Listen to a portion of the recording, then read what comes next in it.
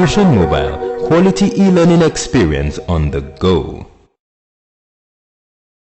Okay, you're welcome. I am Olajide, and this is yet another biological session powered by Fusion Mobile e-learning clinic. And for this class, we would be looking at the digestive system. We're going to be looking at the digestive system in the various organisms, ranging from free-living organisms like Planaria, down to tapeworm, down to hydra, insects, mammals, and all that. We're going to be looking at the formation of their alimentary canal. We're going to be looking at their dentition, the arrangement of teeth and all that. It promises to be fun. Now don't go anywhere, just stay tuned. Okay, basically now, what is digestive system? Digestive system is a system that catalyzes the process involved in the breaking down of food into smaller bits to release energy. Digestion talks about you taking a large chunk of food, breaking down those food to release energy. The various processes involved in the breakdown of food into smaller particles in order to release energy. It also involves the movement of this food particle from one compartment in the body to another. It involves the movement of the food from the mouth down to the gullet, down to the pharynx, from the pharynx to the gullet, down to small intestine or the ileum, to the cecum, down to the rectum, and down to the anus. So we're going to be studying all that critically. So just don't go anywhere. So the first on our list is going to be the alimentary canal. The alimentary canal. So the alimentary canal, as I said earlier, comprises the mouth, the pharynx, the gullet or the esophagus, down to the small intestine or the ileum, down to the cecum, down to the rectum, then down to the anus. So those are the compartments of the alimentary canal. And now when you look at organisms, unicellular organisms, and you look at multicellular organisms, unicellular organisms like the Planaria, you look at multicellular organisms like man, you would notice that evolutionarily there is a trend. And what trend am I talking about? For unicellular organisms, their alimentary canal is not complex. The alimentary canal is simple. The alimentary canal is not complicated. The alimentary canal does not involve several compartments. But when it along the line, the movement from unicellular organisms down to multicellular organisms, you will notice there is a shift. There is a add up, a kind of increase, a kind of complexity in the alimentary canal of organisms. Even when you look at some unicellular organisms, there are some that do not have gizzard, there are some that do not have crobs, there are some that lack dentines and all that. But when you look at some multicellular organisms, there are some that actually possess all these. So those are what we're going to be looking at in this class. Okay, so now we're going to be looking at the Planaria. The Planaria is actually a free-living organism. What do I mean by free-living? Free-living in the sense that they are independent. They are independent. A part of their one cell carry out major function. They belong to the group called Platyhelminthes. Platyhelminthes. They belong to a group called Platyhelminthes. Platyhelminthes, they are known as the flatworm. They are known as the flatworm. So Planaria is a flatworm. A Planaria is a free-living flatworm. And now, before I go into the next segment and tell you what is about it, you need to know what a zooplankton is. A zooplankton can be broken down into two. A zoo means an animal. While plankton talks about organisms, smaller organisms. So a plankton is a microscopic organism, a smaller organism. So a zooplankton now is actually an animal, a smaller animal, a small animal. While a phytoplankton is a small plant. We have zooplankton, we have phytoplankton. A phytoplankton is a microscopic plant, a small plant, while a zooplankton is a small animal. So Planaria feeds on zooplanktons, and they feed on aquatic organisms, smaller aquatic organisms. So that's how their digestional process starts. It starts by feeding on zooplankton. So after they fed on the zooplankton, their mouth opens. Now, when their mouth opens, it branches into a short buccal cavity. A short buccal cavity, that's a segment of the mouth. As a matter of fact, whenever you hear buccal cavity, it refers to the mouth. So now the mouth now has a segment. The inner segment is called the short buccal cavity. This short buccal cavity opens into the pharynx. Into the pharynx. Are you with me? So the food moves from the mouth down to the short buccal cavity. Then from there it branches into the pharynx. The pharynx carries out some movement. The movement of the pharynx makes the food move from the pharynx straight down into the small intestine. The pumping action, the movement, the action of the pharynx make the food move straight down into the small intestine. The small intestine has three branches. The small intestine has got 3 branches, and one leads to the head while 2 others leads to the tail. And then lastly, digestion is what? Intracellular. And so when the food is intracellular, means it is digested inside the cell. Inside the cell. It is digested inside the cell. So after the food is being digested inside the cell, it will now go through these branches. Either the food goes to the head or to the tail. And so those are the things you need to know under planaria, the alimentary canal of planaria. So don't forget that digestion is intracellular. It takes place inside the cell. And zooplanktons are small microscopic animals. While phytoplanktons are small microscopic plants. So don't forget this fact. Now we're going to be looking at the alimentary canal of tapeworm. Okay, so now we just looked at the alimentary canal of planaria. We said that digestion is intracellular. We looked at the various segments, how food moves from the mouth down to the short buccal cavity, then from there to the pharynx, how the action of the pharynx led to the movement of food particles down to the small intestine. I will look at the various processes that actually took place. We'll look at how the small intestine is being branched into 3. One leads to the head, while the 2 others lead to the tail. And so now we're going to be looking at that of tapeworm and that of earthworm. The tapeworm has no alimentary canal. Don't forget, the tapeworm has no alimentary canal. It has got no alimentary canal whatsoever. It has no alimentary canal. Okay, the tapeworm has no alimentary canal. How does the tapeworm feed? How do they survive and all that? First thing you need to know is that the tapeworm is found in the small intestine of man. In the small intestine, digestion takes place. So obviously, when men take in food, the food goes straight into the small intestine, and that's where the tapeworm is. So the tapeworm is being surrounded by food. So what does the tapeworm do in order to take in this food? One of them is the tapeworm feeds on digested food from the host. The man is the host, is the one hosting the party for the tapeworm. So the tapeworm is surrounded by lots of food, noodles, rice, beans, pepperoni and cheese, different type of food. The tapeworm is surrounded by them. So the tapeworm takes this food by simple diffusion. Simple diffusion is the process by which the tapeworm feeds on the food in the small intestine. So that's all the things you need to know about tapeworm. Don't forget, the tapeworm has no alimentary canal. Alimentary canal is absent. And now we're going to be looking at that of the earthworm. The earthworm has 2 openings. One of them is called the anus, while the other is called the mouth. Digested food comes in. Food comes into the earthworm through the mouth. Undigested food that are not needed by the body goes out of the body of the earthworm through the anus. So they have 2 openings.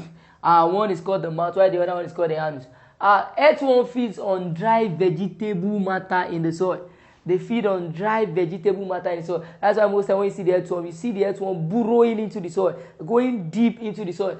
So the earthworm feeds on dry vegetable matter in the soil. The alimentary canal of the earthworm include the mouth. So the food moves from the mouth to the pharynx, from the pharynx to the esophagus.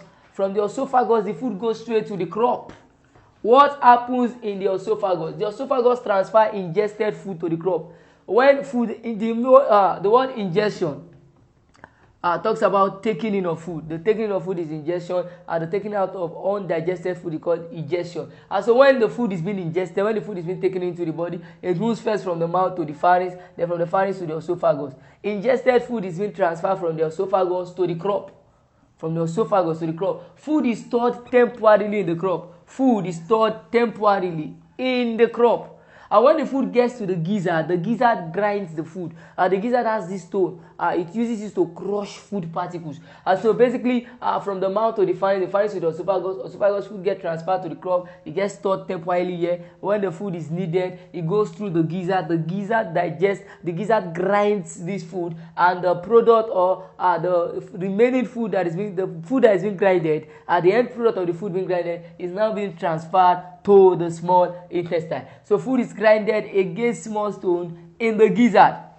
Digestion and absorption takes place in the small intestine. When the food gets to the small intestine, digestion takes place, absorption also takes place. Food that are not digested by the body will then move to the caecum. From the caecum, they move to the rectum. From the rectum, then finally to the anus. So we're going to be looking at some other organisms as well and their alimentary canal. Okay, so now we're going to be looking at the alimentary canal of grasshopper or cockroach. And one thing you need to know is this: grasshopper feeds on green vegetables, while cockroach feed on books, on our shelves and all that, food materials in the house. Basically, we see our cockroaches feeding on it. The grasshopper or the cockroach possess the mouth, the salivary gland, the esophagus, crop, the gizzard, the midgut, the cecum, the ileum, the rectum, the ingut, the malpighian tubus, and the anus. The mouth is made up of the maxilla. The maxilla is called the upper jaw. The mandible is called the lower jaw, and it possesses the labium as well. Now, the function of the maxilla, the mandible, and the labium is for grinding of food. Cutting and grinding of food. The salivary gland secrete enzymes, and these enzymes also aid in digestion. The food moves from the esophagus down to the crop. The food is stored temporarily in the crop. When the food gets to the gizzard, the food is being grinded. Then it moves from the midgut, the cecum, and the ileum. Now, the function of the midgut is to increase the surface area, to aid the process of digestion, to fast track the process of digestion. That's why we increase surface area during digestion. And so after then, the food gets to the ingut. All these ones, they perform same function. After then, the food gets to the ingut. And here in the ingut, undigested food are being reshaped. Undigested food go out as feces. Then they are being reshaped into pellets. Then, aside from being reshaped into pellets, water is now absorbed away. So it comes out as urine. Then the feces comes out as a solid waste. And so don't forget, they have the mouth, salivary gland, food digestion starts from the mouth, salivary gland secrete enzymes, esophagus, then food move to the crop. In the crop, the food is stored, it is grinded in the gizzard, the midgut, cecum, alongside all this one, they increase the surface area. When it gets to the ingut, the feces is reshaped and water is absorbed from it, then it gets passed out through the what? Anus. Okay, so now we're going to be looking at the alimentary canal of another organism as well. Okay, so now we're going to be looking at the alimentary canal of birds. Birds are generally called aves, A-V-E-S. They are generally called aves, A-V-E-S. It will interest you to know that the alimentary canal of birds actually starts from the beak. From the beak, they use the beak to pick on the fruits. They use it to pick on the crops. They use it to pick on the food material. And then the food moves from the beak straight down to the mouth. Then the pharynx takes the food from the mouth down to the esophagus. And from the esophagus, it gets to the proventriculus. From the proventriculus, it gets to the gizzard. From the gizzard to the small intestine. And after the food has been digested, the food that is not needed will then go to the cecum, the rectum, and it will go out through the cloaca or the anus. And now, a bird has no teeth. The mouth part is actually modified into beak. It has no teeth, rather it has a beak. It has no teeth, rather it has beak. Now, when the food moves from the mouth to the pharynx down to the esophagus, when the food gets to the proventriculus, something miraculous will happen. Now, the proventriculus is also called the glandular stomach. Why is the proventriculus called the glandular stomach? It is because it produces digestive enzymes. It's called the glandular stomach because it possesses gland that releases digestive enzymes. Digestive enzymes like lipase, erepsin, renin, pepsin, and so on. And so the proventriculus is called the what? The glandular stomach because they have glands that releases what? Digestive enzymes. So after enzymes have acted upon the food material, they will then move straight to the gizzard. The gizzard is called the glandular stomach. Proventriculus is called the glandular stomach. The gland that releases enzymes. Gizzard, the major function of gizzard is grinding. So we call it the glandular stomach, like grinding. It has glands that help in grinding. And so it is called the glandular stomach. Then from there it gets straight into the intestine where food is absorbed and digestion takes place. Other food parts that are not needed, we then go straight to the cecum, from the cecum to the rectum, then out of the body through the cloaca or anus. Now the birds possess long alimentary canal than any other animal. The birds possess long alimentary canal than any other animal. Why? This is so in order for them to increase their large surface area. Birds generally they have surface area, but it is not that large. And so it means the longer the alimentary canal, the greater the surface area. The more increased the surface area will become. The longer the alimentary canal, the more increased the surface area will become. And when surface area is very, very large, great, as the case may be, it fast tracks the process of digestion. Instead of the food taking like some minutes to digest, it might take seconds to digest. So that's how it works. So now we're going to be looking at the alimentary canal of man. Okay, we're going to be looking at the alimentary canal and digestion of man. How digestion tends to take place in man, the alimentary structure of man as well. We're going to be looking at many terms, juicy terms. We're going to be looking at so many processes, and it's going to be fun. As well, I just need you to pay full-time attention to what I'm about to teach you. And so the alimentary canal of man actually starts from the mouth. In the mouth, we have the tongue, we have the salivary gland, and we have the teeth. In the mouth, we have got the tongue, the teeth, and the salivary gland. What is the function of the tongue? You and I know that from the tongue we get the saliva. The saliva mixes with the food materials, and they form what we call bolus. B-O-L-U-S, bolus. That means adding liquid or saliva to a solid particles. It forms bolus. Bolus is formed in the mouth due to the action of what? Of the tongue. Are you with me? And most times we make use of our teeth in order to grind the food particles. And there are some food particles that we just swallow without making use of our teeth. The salivary gland secretes an enzyme. The enzyme is called ptyalin. It's called ptyalin. So this ptyalin also acts on the food particle present in the mouth. At first, the spit or your saliva mix up with the food, it forms bolus. The salivary gland secretes ptyalin. Ptyalin acts on these food particles. Majorly, ptyalin, the function of ptyalin, ptyalin acts on these food particles basically. So we have bolus here. Now this bolus will now move, due to the action of the esophagus, it will move by peristaltic movement.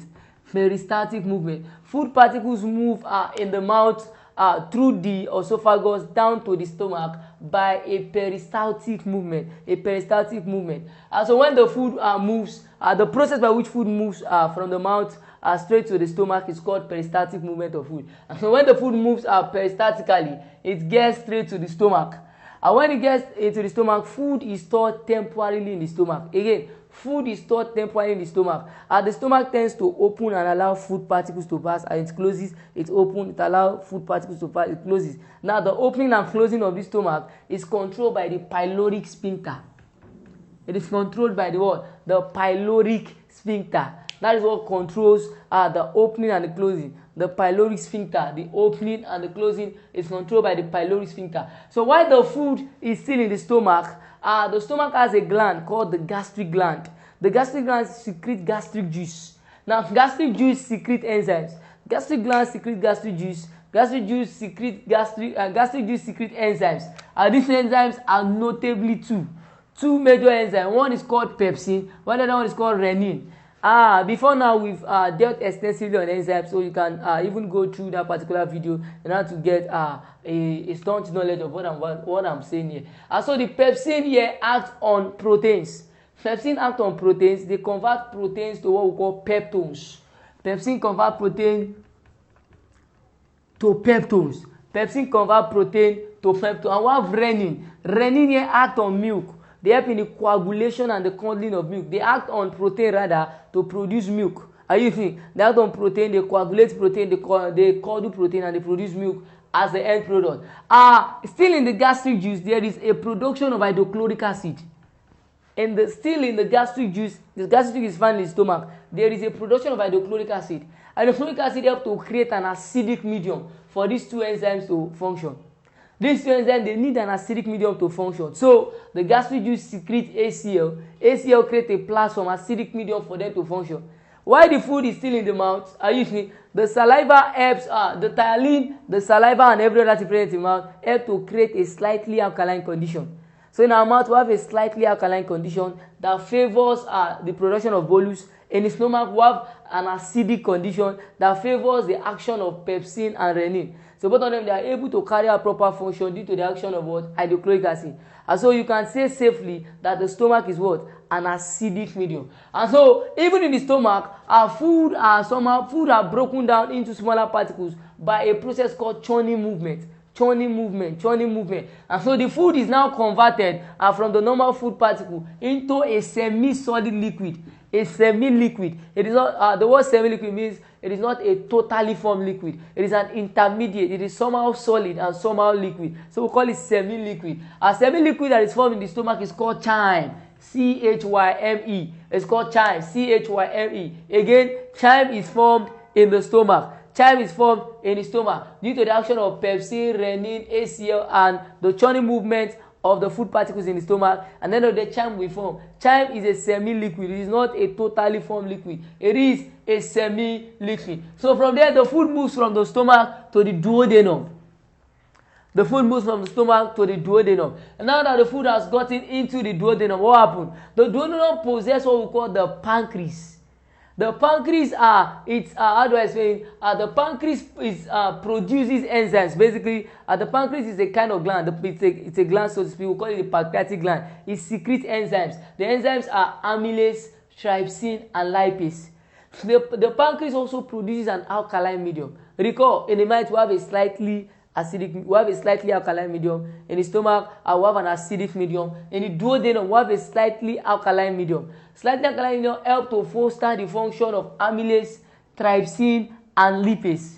Amylase, trypsin, and lipase. Amylase act on what? Amylase act basically on starch. Are you with me? They act on starch to produce maltose. Trypsin act on proteins, act on peptones to produce polypeptides. They act on protein and peptones to produce polypeptides and peptones. So when they act on protein, they produce peptones. When they act on peptones, they produce polypeptide. And lipase here act on fat and oil to produce fatty acid and glycerol. And so even in the duodenum, a greenish liquid substance is produced, and it is called bile. Bile help in the emulsification of fat. What is emulsification of fat? When you take in food that has fat and oil, when you take it into your body, bile does the emulsificational work. It means bile helps to break down this food into tiny droplets. They have to break down fat and oil into tiny droplets, thereby increasing the surface area. So bile is a greenish alkaline liquid. And so here now we've established the fact that in the duodenum we have an alkaline medium there. We have the pancreas, amylase, trypsin, lipase,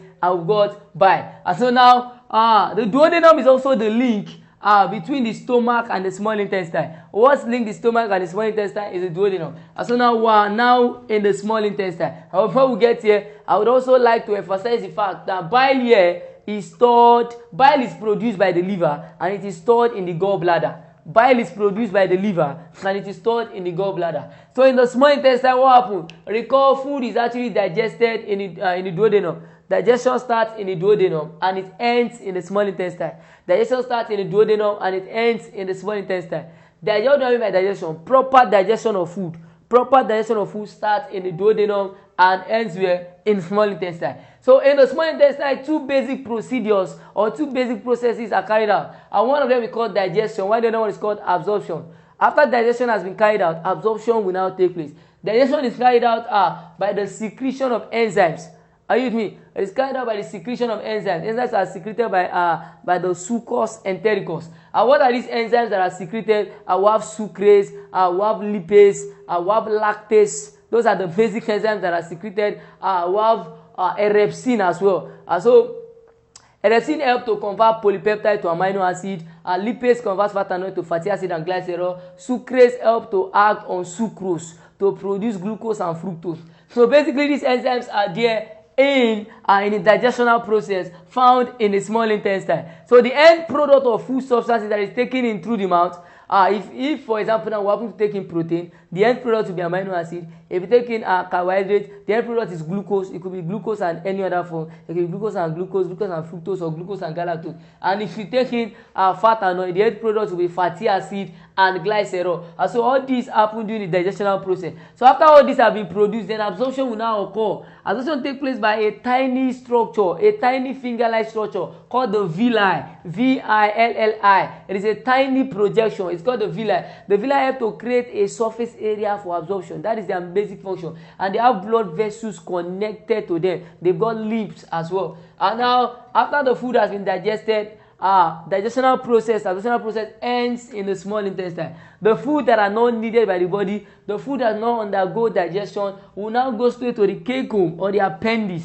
the cecum or the appendix. And now, before now, when we actually treated evolution, I taught us what we call vestigial organs. I said vestigial organs are organs that are found in the body that have no specific function. They are there, but they have no specific function. And I said example is the cecum and the appendix in man. And so the cecum and the appendix in man have no specific function. However, it has been proven over time that they help in what? They help in producing bacteria that are beneficial. So these bacteria help in fast-tracking digestion. Aside from that, they also help in the production of vitamin K and vitamin B. Vitamin B is actually a complex, and vitamin K as well. Then lastly, after the food has passed through the cecum and the appendix, it will now get into the large intestine. So in the large intestine, water is absorbed, feces is also formed. Bile help to color the feces. We have the bilirubin and we have the biliverdin. They have to color the feces. They give feces the respective color that they possess. Then from the large intestine, it moves to the rectum, then to the anus, and straight into toilet. And after then, we tend to enjoy proper functioning of the cell. And so now we're able to establish the facts, the basic processes under alimentary canal and digestion in man, and we would be moving forward. Okay, so now we've gotten into another segment under the digestive system. We're going to be looking at the word dentition. As you can see over here, the word dentition. Dentition basically refers to the arrangement of teeth in man. Now, when you say the arrangement of teeth in man, it means you are specific. Are you with me? So you can just generalize it to be the arrangement of teeth in living organisms. It could be man, it could be birds, it could be reptiles. Are you with me? The arrangement of teeth in living organisms. The arrangement of teeth, their parts and all that. That's what we call dentition. Dentition is basically divided into two. One of them is called homodont. Homodont dentition, and we have the heterodont. Heterodont what? Dentition. Now for homodont dentition, they possess what we call only one part, or what do I call it? Okay, only one part of teeth. They possess only one part of teeth. Heterodont dentition is a kind of dentition where there are several parts of teeth. It is not just one. What do I mean by part of teeth? Okay, let's quickly look at it. Parts of a tooth now. Part of a tooth. And so we have the incisor, we have the canine, we have the molar, and we have the premolar. We have the incisor, we have the canine, we have the molar, and we have the premolar. Okay, so now parts of teeth. And the various parts of teeth are incisor, canine, molar, and premolar. Incisor, canine, molar, and premolar. A very short way of actually learning this, you can code it to be ICPM. ICPM, incisor, canine, premolar, molar, incisor, canine, molar, premolar. Anyhow you want to code it. And so incisor is basically used for what? Incisor is used for cutting. Canine is used for tearing. Molar and premolar, they are used for grinding and crushing. It is used for cutting. It is used for tearing, it is used for grinding, and it is used for crushing. Both of them, they perform the same function, grinding and crushing. So for homodont, you can only have incisor as a set of a particular teeth. You can have canine as a set. You can have molar all through, or you can have premolar all through. Are you with me? And so basically, homodont dentition is a kind of dentition when there's only one arrangement of teeth, one arrangement, one part, while heterodont talks about having more than one part. And so homodont is found in Pisces. Homodont is found in amphibians. Homodont is found in reptiles. And lastly, okay, I was supposed to include birds, but recall I said birds have no teeth. And so birds are not there. So we just have Pisces, amphibians, and reptiles. Heterodont is you and I. Heterodont is meant for mammals. Are you see? So aside from this, while growing up, a man, you notice when you're still young, you have this part of teeth, you have this particular setup of teeth that looks so shiny, so not too hard. Most time you get to fall off. I remember those days when we gather, probably maybe a part of our teeth gets somebody punch us or just get off. We'll pick it, then we'll look for stones. Like 7 stones, then throw it up on your roof. So that lizard will not eat it. Growing up is good for you. Growing up is good. So basically, heterodont is found in mammals, homodont is found in reptiles, amphibians, and Pisces. And these are the 4 parts of teeth. So we have 2 sets of teeth. While growing up, the first set that humans tend to have is called the milk teeth. It's called the milk teeth. And it's usually seen among babies and people that are growing up, people that haven't gotten into adulthood. It's called the milk teeth. They are usually 20 in number over time. 20 in number over time. And so a time will come when most of them will be replaced by another set of teeth called the permanent teeth. It will be replaced by another set of teeth called the what? Called the permanent teeth. And so the permanent teeth, they are 32 in number. They are 32 in what? In number. And so we have the milk teeth and we have the what? The permanent teeth. The milk teeth and the permanent teeth. Milk teeth number of 20 and permanent teeth number of 32. The upper jaw, as I've said earlier, the upper jaw has 16. The lower jaw has another 16. So when you add it together, you have what we call what? 32. So now we're quickly going to be looking at the dental formula for man before we now go deep. Dental formula for man. So what is the dental formula for man? Dental formula for man is you can just recall I said for us to code it, we call it ICPM. So the dental formula for man is ICPM. So I. Now one other way you can get I is what? 2 over 2. C is 1 over 1. P is 2 over 2. M is 3 over 3. And so you can just code it as ICPM. You can just write ICPM 2123. And so it's a code. ICPM 2123. I here talks about incisor. So we have 2 incisors at the top, the upper jaw, 2 incisors at the lower jaw. We have 1 canine at the upper jaw, 1 canine at the lower jaw. We have 2 premolar at the upper jaw, 2 premolar at the lower jaw, and we have 3 molar and 3 premolar. But there's something you need to get. This is the basic formula. About recall, we have 16 at the top and we have 16 underneath. So basically 2 plus 1 is 3. 3 plus 2 is 5. 5 plus 3 is 8. So you multiply it by 2. You multiply it by 2 and you have what? 16. So the lower one you multiply it by 2, you have what? 16. So you can now say, since we have 16 here, so you can say we have 4 canine at the top. We have this 4 canine at the top. This one, if you multiply it or you add it up, you have double of this. So basically you have 2 canine. If you double this, we have 4 premolar. If you double this, we have 3, we have 6 molar. And so this formula 21, 23, you multiply the upper part by 2 to get 16. Multiply the lower part by 2 to get 16. You add it up, 16, 16 is what? 32, 16 up, 16 down. So now we're going to be looking at the structure of a tooth. One particular one. We're going to be looking at the structure, the dental, the pulp cavity, and everything. Okay, so now we've got on the board the structure of a tooth. The devil is a liar. The structure of a tooth. I wrote a root before. That's the work of the devil. Amen. The structure of a tooth. One part of teeth. One tooth. Many teeth. One tooth. So we're going to be looking at the structure of a tooth. Our tooth has various parts carrying out various functions. The first part of the tooth is the crown. We have the root. We have the neck. We have the enamel, the dentine. We have the pulp cavity. We have the cement. And we have the periodontal membrane. So we're going to be looking at these intrinsically, and we're going to be looking at their various functions. Crown. The crown is part of the tooth above the gum. When you look at me now, the whitish part you can see, I will call it the crown. The part of the tooth above the gum. The part of the tooth above. Now, this particular part, most time it might appear somehow reddish. It's called the gum. This particular part is called the gum. This is the gum underneath. So the part above the gum, this part above the gum is called the crown. The part above the gum is called the crown. While the parts are buried inside the gum is called the root. Are we clear? The part above the gum, this gum here, is the gum. The part above the gum is called the crown. While the part buried inside the gum is called the root. And so we've done the crown and we've done the root. The part of the tooth above the gum, the part of the tooth buried in the gum socket, we'll call it the crown and the root. And so now we're going to be looking at the neck.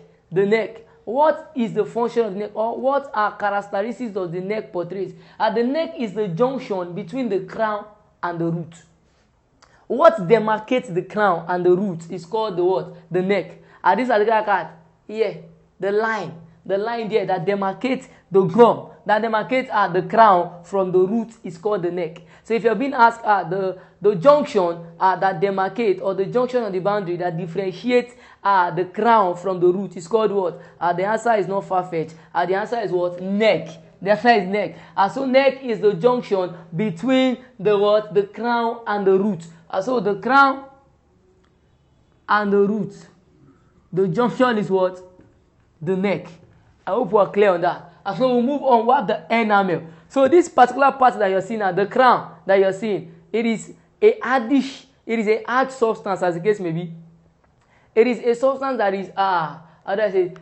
It is a substance that has been programmed for biting, for eating, for crushing and all that, due to the help of what? The enamel. The enamel is a hard substance. What the enamel does, the enamel is non-living. So what it does is to make the crown very strong. It makes it very strong. It's not easily breakable. It makes it durable to even bite and crush food. And so the enamel basically, it's a hard substance, a non-living substance, and that helps to what? To make the teeth stronger. It helps to make the teeth appear stronger. It helps to make the teeth durable. The teeth can crush, can grind, and carry out all those functions. So that's the function of the enamel. And so all this part here, that's the enamel. How you can tell the enamel? It makes it hard, enamel. So we're done with enamel. Now what is the denti? The denti is below the enamel. This is enamel. The top part of the tooth. We'll call it enamel. So below the enamel we have the denti. The denti contains pulp cells. The denti contains pulp cells. Now, denti, they are bony. They are the bony structure. It's a pity I can't remove my tooth, but I'm quite sure you're getting it. So the denti are the what? The bony structure that contain pulp cells. In other words, the denti is living. Why? Because it contains pulp cells. What are pulp cells? Follow me closely. Pulp cells are cells that are found in the pulp cavity. Pulp cells are cells that are found in the pulp cavity. They are living. The pulp cells found in the pulp cavity contain sensory nerves. That means the pulp cells found in the pulp cavity can respond to cold, they can respond to heat, they can respond to pain. And that's why most times you tend to feel pain. You tend to have toothache. That is how you are able to sense that you have toothache because of the sensory nerves that are present in the pulp cavity containing the pulp cell. Too many grammar. You tend to know that you are actually feeling pain because you have sensory nerves. You have sensory nerves present in the pulp cavity. And so aside from the sensory nerves, we have blood capillaries. What is the function of these blood capillaries? They bring oxygen. They supply oxygen to the tooth. Aside from that, they also bring food materials to the food. You and I know that food material travels through the blood. And so with the help of the blood, they get the oxygen, get the food material, also get it. And we have the connective tissue that connects the tooth to every other part of the body. And so there is a networking system that is being put in place. And so now what's the function of the cement? What is the function of the cement? You and I know that the enamel covers the crown. The part of the tooth above the gum is called the crown. The enamel covers the crown. It makes it a hard substance. It makes it stronger. And now the part of the tooth buried in the root, what will be their covering substance? What will be covering them? Recall that the enamel only translates to helping the crown, the part of the tooth above the gum. So the part of the tooth buried inside the gum socket can only be protected by a structure called the cement. It's protected by a structure called the cement. And this is it. So they are buried inside. This is inside the gum. Inside the gum now. So the cement is there to cement them, to cover them. Basically, that's their function. So the cement covers the tooth in the what? In the root region. So we have the periodontal membrane. What is the function of the periodontal membrane? Before then and before now, I've explained that the upper part of the mouth, the upper jaw is called the maxilla, while the lower jaw is called the what? The mandible. The upper jaw is called the maxilla, the lower jaw is called the what? The mandible. Now, the periodontal membrane helps to fix the tooth to the jaw. All these teeth, all this collection here, the periodontal membrane, they fix the tooth to the jaw. You can remove the tooth, you can put it back, if it's possible anyway. And so they have to fix the tooth to the jaw. That's the function of the periodontal membrane. Now, concerning the root, incisor and canine. Don't forget, incisor is used for cutting, canine is used for tearing. Incisor and canine have one root. one root, basically one root. Why our molar and premolar have 2 or more roots is that they share room and parlor, and that's why you see one thing to come out, they have like three roots and all that. So those are the basic facts of the structure of the mammalian tooth. I hope you've actually enjoyed the class. Some questions will pop up on your screen. Try as much as possible to do the needful. Attempt them. It will kill you to make you get stronger. Should you be having any issue with this teaching or the teaching that was done thus far, you can just go through the video over and over again. Nice meeting you. Peace.